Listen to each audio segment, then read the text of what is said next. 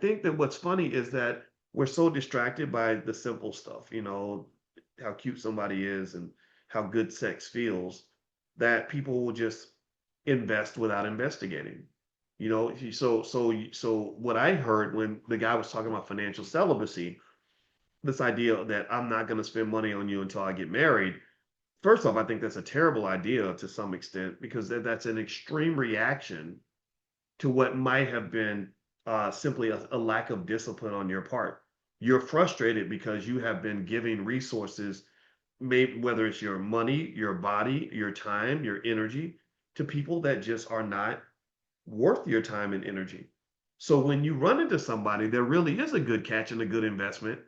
You're operating like a horrible investor. You're like, well, I ain't spending $20. I ain't taking your ass to no cheesecake factory. What you talking about? She up here, this chick up here talking about she want to go to the cheesecake factory and get some cheddar biscuits. I ain't nobody spending that kind of money. You better, like you now you done missed your damn wife because you're stupid, because you're short-sighted. And the same thing is true for any type of celibacy, I think. Yeah, I mean, I'm not telling anybody how to invest, period. Maybe I kind of do, but I'm giving you investing principles, and I'm talking about investing. I'm not just talking about sex and dating, but it's financial celibacy, so but it's relationshipy, so it's kind of a blend, but it's all the same thing actually. If you're like giving these extreme reactions to the fact that you've made bad investments in your life, like I spent money on a bunch of women and I didn't get what I wanted, that probably means that maybe instead of going to the extreme and saying, I will spend no money on any woman at all until I get married, maybe you say, I'm going to take time and get to know you. It don't cost me nothing to get on. It costs me much less to get on the phone with you for a few hours than it does for me to spend money and take you out or travel to your house or all these other things, right?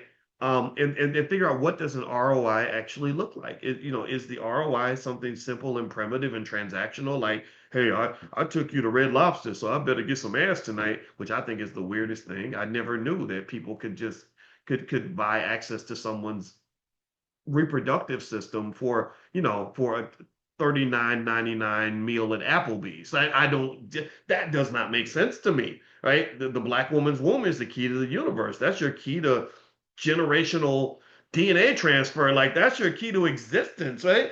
And you literally got that because you bought her some Dunkin' Donuts, and I just don't get that part. That don't You got to value yourself a little bit, right? So anyway, but still though, it's really to me what that financial celibacy conversation is about, in my opinion.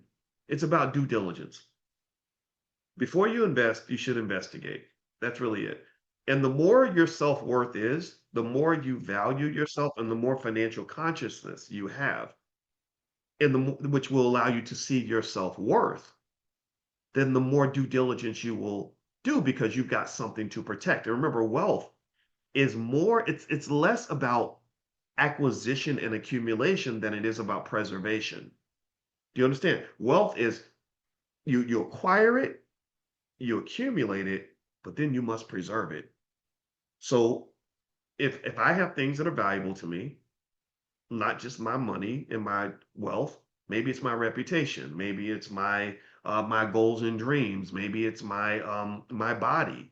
Maybe it's the money I'm saving up so I can be financially secure, whatever it is. Then I'm going to protect that because one of the most important principles of wealth is capital preservation. If you go study the biggest, wealthiest banks, if you go study J.P. Morgan and other companies, their number one goal is capital preservation. They're not going to go jump out at any short skirt that walks by. They're not going to go jump into any old stupid situation just because it feels good. Warren Buffett is, thank you for bringing up that name.